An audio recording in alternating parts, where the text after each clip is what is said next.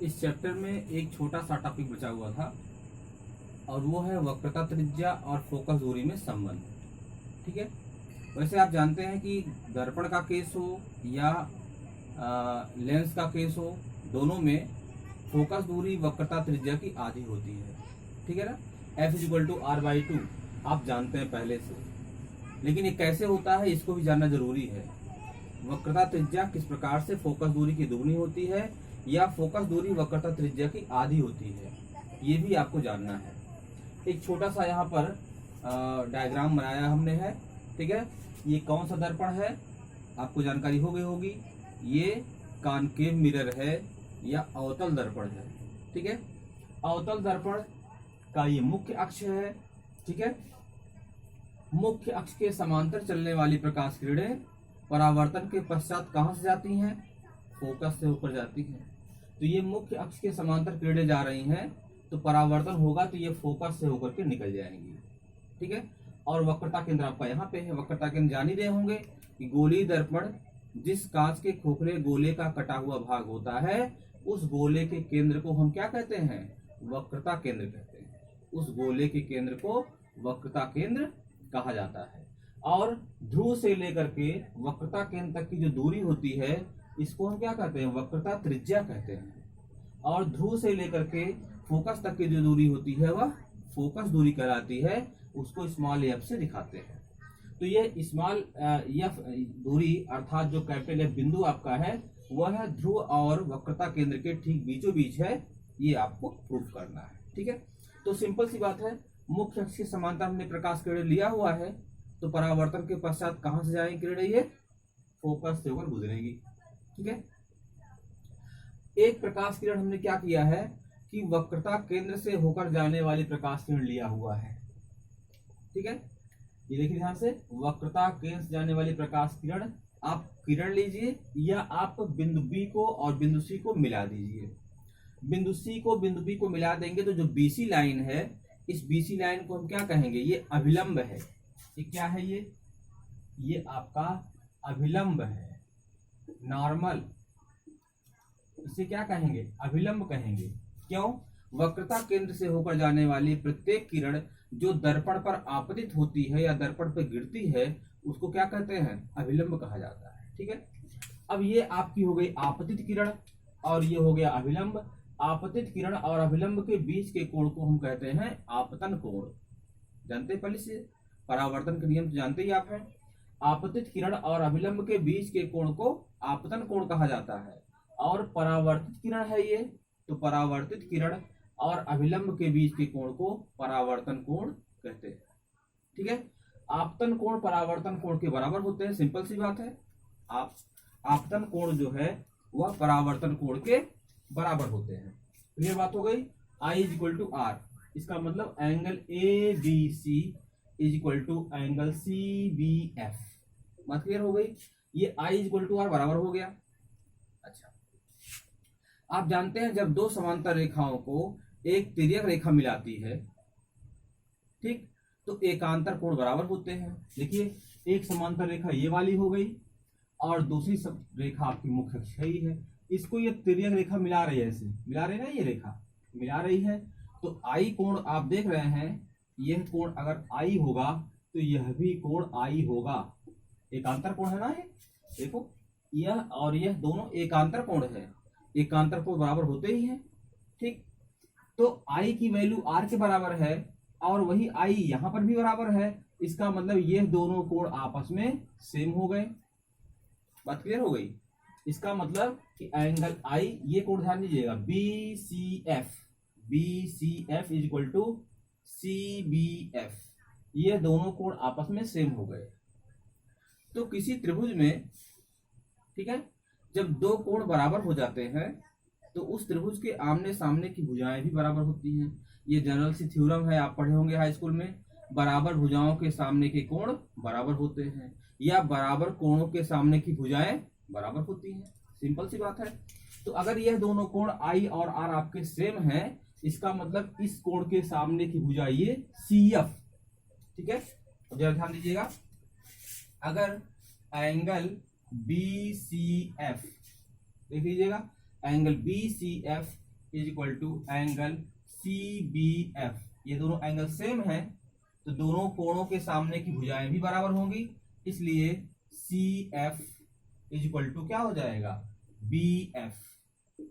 क्योंकि इस कोण के सामने की भुजा BF है और इस कोण के सामने की भुजा CF है, तो CF is equal to BF। बात क्लियर हुई।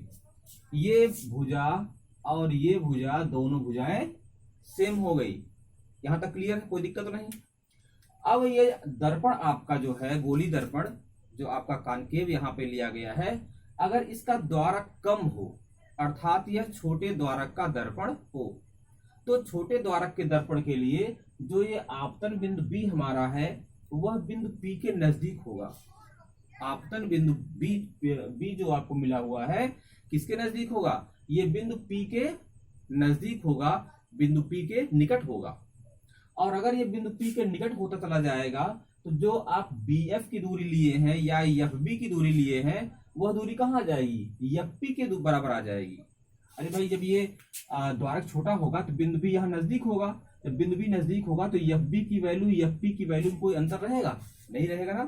तो छोटे द्वारक के दर्पण के लिए देखिए जो भी फोकस दूरी के फार्मूले हैं सब छोटे द्वारक के दर्पण के लिए ही सत्य हैं। ऐसे ही लेंस में जो भी लेंस के फार्मूले होते हैं फोकस दूरी के वो सब पतले लेंसों के लिए सत्य होते हैं, ठीक है ना। मोटे लेंसों के लिए वह उसमें डेविएशन आ जाता है, विचलन आ जाता है, वह पूरी तरह से सत्य नहीं होते। तो इसलिए जो यहाँ पर BF आपको मिल रहा है वह नियरली इक्वल है किसके, PF के। कब, छोटे द्वारक के दर्पण के लिए। अगर दर्पण छोटे द्वारक का है तो छोटे द्वारक के दर्पण के लिए ये नियम सत्य है, ठीक है। तब इस अवस्था में अगर FB यानी BF की वैल्यू PF की वैल्यू बराबर हो गई तो CF का मान PF हो गया। क्या हो जाएगा, CF is equal to PF। जब CF की वैल्यू PF की वैल्यू के बराबर हो जाएगी इसका मतलब यह दोनों अगर लाइनें बराबर हैं तो इसका मतलब कि बीच का जो बिंदु आपका F है वह C और P के बीचों बीच होगा, और जब C और P के बीचों बीच होगा इसका मतलब FP यानी PF की जो दूरी है वो पूरे PC की दूरी की आधी होगी। अगर दोनों बराबर हैं तो इसमें से कोई भी एक दूरी लेंगे वह संपूर्ण दूरी की आधी हुई, तो ये PF की दूरी आपकी फोकस दूरी है और PC की दूरी आपकी वक्रता त्रिज्या है। तो आप कर सकते हैं कि F is equal to R/2। बात क्लियर हो गई। तो फोकस दूरी आपकी वक्रता त्रिज्या की आधी होती है, ये आप जान सकते हैं। तो ये एक छोटा सा टॉपिक बचा हुआ था, इसको आप अपने नोट्स में शामिल कर लीजिएगा। न्यूमेरिकल्स इसमें आपको पता है कि न्यूमेरिकल इसमें दो ही सूत्रों पर है। एक तो रेखीय आवर्धन का फार्मूला है, ठीक है, M is equal to I/O is equal to -V/U, ठीक है यहाँ तक। और एक फोकस दूरी का फार्मूला है 1/F is equal to 1/V plus 1/U। इन्हीं दोनों फार्मूलों पर आपको क्वेश्चन मिलेंगे, ठीक है। और क्वेश्चन जितने भी आपको मिलेंगे लगभग सब एक ही तरफ क्वेश्चन है, ठीक है, लगभग सब एक तरफ क्वेश्चन है। तो दो एक क्वेश्चन मैं बता दे रहा हूं कैसे लगेंगे। बाकी कोई क्वेश्चन इसमें ऐसे नहीं है कि जो आपको समझ में ना आए, क्योंकि ये हाई स्कूल का चैप्टर ही है, पहला चैप्टर है, बेसिक है, हाई स्कूल का चैप्टर है। आप क्वेश्चन को लगा लीजिएगा, जो नहीं आएगा उसको आप बताएंगे तो मैं रफ पे लगा करके भेज दूंगा आपको। फिलहाल मॉडल के रूप में मैं आपको 2-3 क्वेश्चन बताता हूँ, ठीक है, उसको आप अपने नोट्स में शामिल कर लीजिएगा, ठीक। किसी छात्र ने 9वां क्वेश्चन पूछा था, पहले मैं उसको बता देता हूँ फिर आगे आता हूँ, ठीक है। किसी ने पूछा था कि सर 9वां क्वेश्चन बता दीजिए, तो पहले मैं 9वें क्वेश्चन पे आ जाता हूँ, उसके बाद फिर आगे जो होगा वो देखेंगे।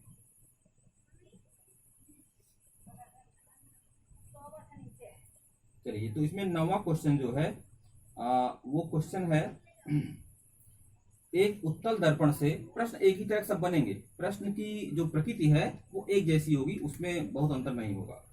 एक उत्तल दर्पण से 25 सेंटीमीटर दूर रखी वस्तु का प्रतिबिंब वस्तु की लंबाई का आधा बनता है। एक उत्तल दर्पण है, उससे 25 सेंटीमीटर दूरी पर रखी वस्तु है, उसका प्रतिबिंब वस्तु की लंबाई का आधा बनता है। दर्पण की फोकस दूरी की गणना कीजिए। ठीक है, जो दिया हुआ लिख लीजिए। इसमें आपको दर्पण से वस्तु की दूरी दी गई है। ठीक है, दर्पण से वस्तु की दूरी आपको दी गई है। इसका मतलब क्या दिया गया है, u दिया गया है। u is equal to -25 centimetre. u is equal to -25 centimetre. ये क्या दिया गया है, दर्पण से वस्तु की दूरी। ठीक है, अच्छा, और क्या बता रहा है कि प्रतिबिंब वस्तु की लंबाई का आधा बनता है। प्रतिबिंब की लंबाई वस्तु की लंबाई की आधी है। ठीक है, तो दर्पण की फोकस दूरी आपको निकालना है। फोकस दूरी क्या निकालना है, f इज इक्वल टू आपको निकालना है। अभी v हमको नहीं पता है। ठीक है, रेखीय आवर्धन का फार्मूला पता है आपको, है m इज इक्वल टू होता है, m इज इक्वल टू, ठीक है, I upon O is equal to -v upon u। देख रहे फार्मूला है, m इज इक्वल टू होता है I upon O is equal to -v upon u। इतना क्लियर हुआ। अगर उत्तल दर्पण है, ध्यान दीजिएगा बात को, उत्तल दर्पण है तो उत्तल दर्पण से हमेशा प्रतिबिंब सीधा बनता है, आभासी बनता है, छोटा बनता है। ठीक है, अगर अवतल दर्पण है तो अवतल दर्पण से एक कंडीशन है, जब प्रतिबिंब सीधा बनता है, आभासी बनता है, बड़ा बनता है, और बाकी सारे कंडीशन में प्रतिबिंब उल्टा बनता है, छोटा बनता है और वास्तविक बनता है। इतनी बात क्लियर हो गई। अब हम आते हैं यहाँ पे, चूंकि v u आपको पता है, v नहीं पता है, रेखीय आवर्धन पता है आपको। आप जानते हैं रेखीय आवर्धन क्या होता है, प्रतिबिंब की लंबाई बटे वस्तु की लंबाई। और इसमें दिया हुआ है कि प्रतिबिंब की लंबाई वस्तु की लंबाई की आधी है। ठीक है ना, प्रतिबिंब छोटा बन रहा है, प्रतिबिंब छोटा बन रहा है। ठीक है, तो प्रतिबिंब की लंबाई अगर I है तो वस्तु की लंबाई क्या होगी, वस्तु की लंबाई होगी 2I। प्रतिबिंब की लंबाई I होगी तो वस्तु की लंबाई क्या होगी, 2I।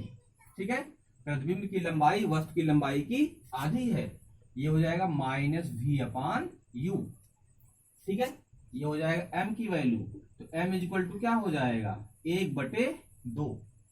m is equal to क्या हो जाएगा, 1/2 equal to -v upon u। देखिए m की वैल्यू जो है वह क्या आई है, m की वैल्यू यहाँ पे पॉजिटिव आई है। क्यों, क्योंकि प्रतिबिंब सीधा बनता है। इसमें हमेशा आवर्धन की वैल्यू जो है उत्तल दर्पण के लिए तो हमेशा प्लस में आएगी, ये बात क्लियर जान लीजिए। अवतल दर्पण के लिए हमेशा माइनस होती है, लेकिन एक कंडीशन है जब प्लस में भी होती है। ठीक है, तो जैसी कंडीशन रहेगी वैसा हम निकालेंगे। m की वैल्यू हो जाएगी 1/2 is equal to -v upon u। ये बात क्लियर हुई। तिरछा उड़ा कर दीजिए तो -v इज इक्वल टू हो -2v इज इक्वल टू हो जाएगा u। देख रहे हैं, -2v इज इक्वल टू क्या हो जाएगा u, या v इज इक्वल टू हो जाएगा -u/2। देख रहे हैं, v इज इक्वल टू क्या होगा, -u/2। माइनस u की वैल्यू क्या है, -25 सेंटीमीटर, तो माइनस यहाँ रखेंगे तो प्लस हो जाएगा, प्लस में 25 सेंटीमीटर और 25/2 आ जाएगा। तो v की वैल्यू हो गई 25/2 सेंटीमीटर, और u की वैल्यू कितनी हो गई, -25 सेंटीमीटर। तो u की वैल्यू आपको प्राप्त हो गई, क्लियर, और v की वैल्यू भी आपको प्राप्त हो गई। जब u और v की वैल्यू प्राप्त हो गई तो फोकस दूरी का जो फार्मूला होता है 1/f is equal to 1/v plus 1/u, ये फार्मूला हम लगा देंगे। ठीक है, तो हो जाएगा 1/f is equal to 1/v।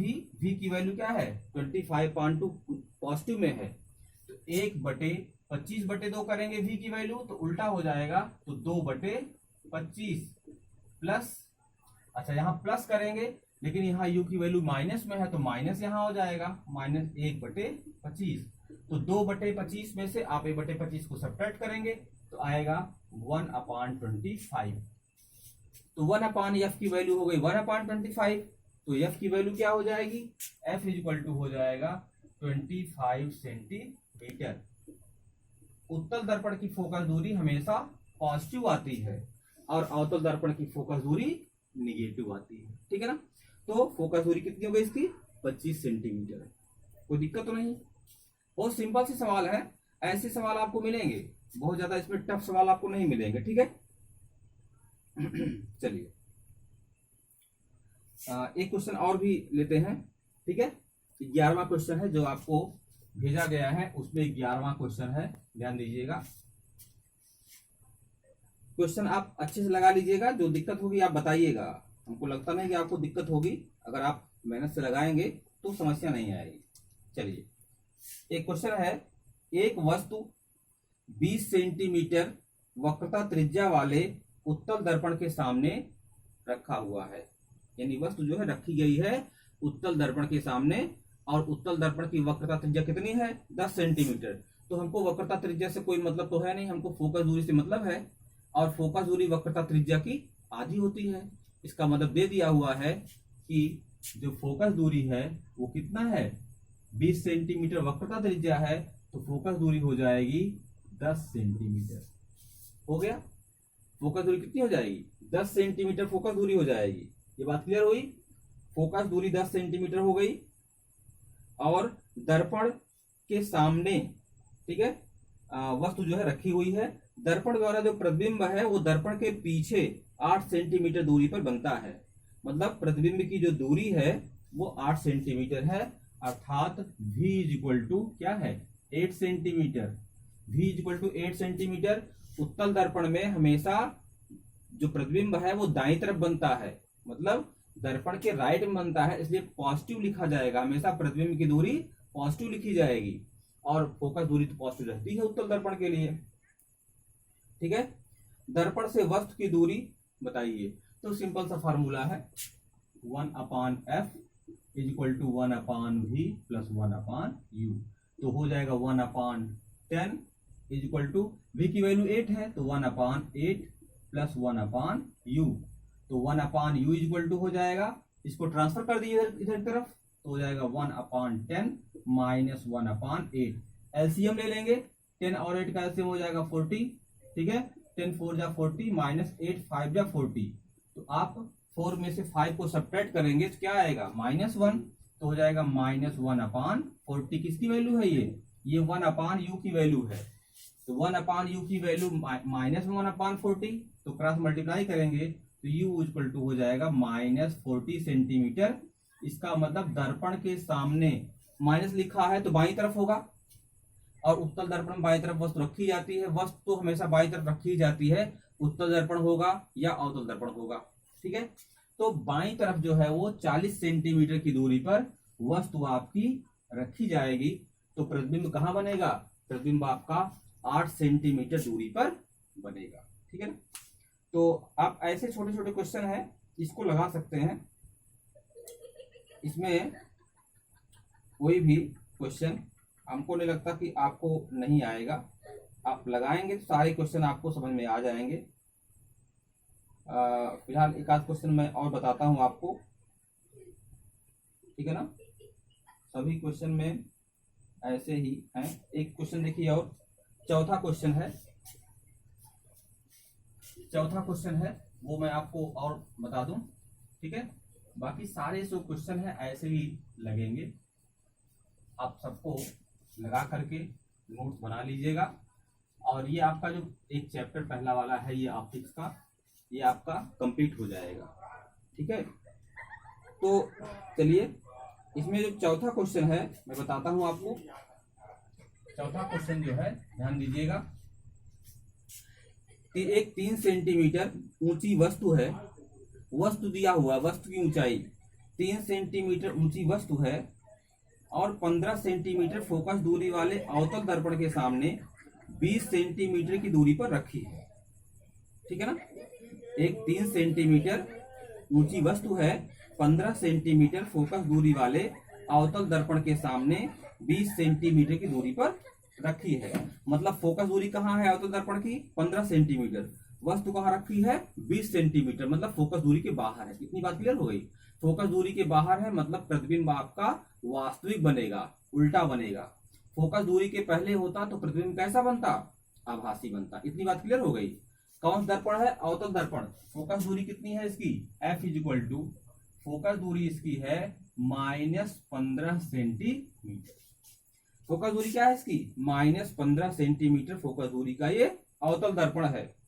और वस्तु कितनी दूर रखी हुई है? 20 सेंटीमीटर दूरी पर। वस्तु की दूरी u इक्वल टू हो जाएगा -20 सेंटीमीटर।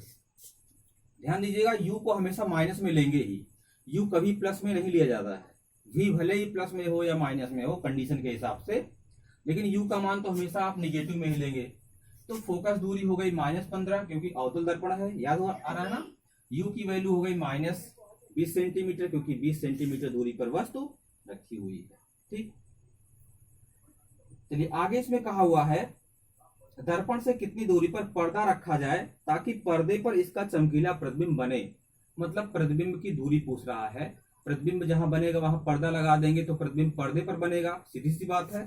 ठीक है, तो हमसे क्या पूछ रहा है? प्रतिबिंब की दूरी क्या होगी। तो प्रतिबिंब की दूरी पूछ रहा है, मतलब v की वैल्यू आपको बताना है। क्या बताना है? v की वैल्यू आपको बताना है। u आपको दिया हुआ है, f आपको दिया हुआ है, ठीक है ना। 3 सेंटीमीटर ऊंची वस्तु है। एक क्वेश्चन तो ये पूछ रहा है, फिर पूछेगा कि प्रतिबिंब की प्रकृति, आकार भी ज्ञात कीजिए।